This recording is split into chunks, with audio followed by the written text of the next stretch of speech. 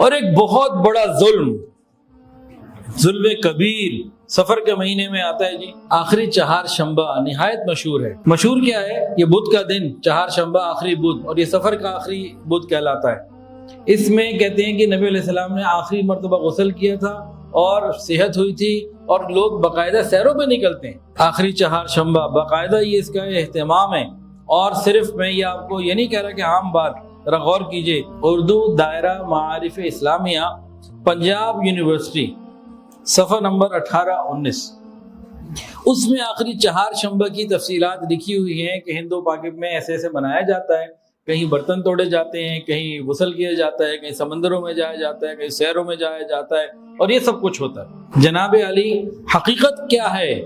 حقیقت یہ ہے کہ اس دن رسول اللہ صلی اللہ علیہ وسلم کا مرض بڑھ گیا تھا، شدت ہو گئی تھی، تکلیف میں اضافہ ہو گیا تھا۔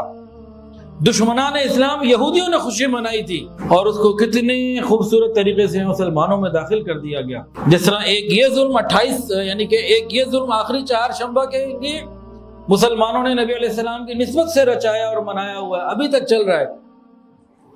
میں تو حیران ہوں، اللہ نے شکر الحمدللہ، سارے کے الحمدللہ، اللہ تعالیٰ نے آپ سب کو بچایا ہوا ہے، الحمدللہ، بڑے مبارک لوگ ہیں آپ۔ ایک ظلم تو نبی علیہ السلام کی نسبت سے یہ ہے ہمارے معاشرے میں، اور دوسرا ظلم نبی علیہ السلام کی وفات کے دن کو عید میلاد النبی بنا لینا۔ یہ بھی خوشی کا دن دشمنوں کے لیے تھا، اور یہ بھی خوشی کا دن دشمنوں کے لیے تھا۔ تو بہرحال بہت ساری قسم کی جو ہیں وہ رسومات ہیں، کچھ پرانے زمانے میں تھیں، کچھ آج کے زمانے میں بھی ہیں، یہ ساری کی ساری غلط ہیں، کوئی ایسی چیز نہیں ہے۔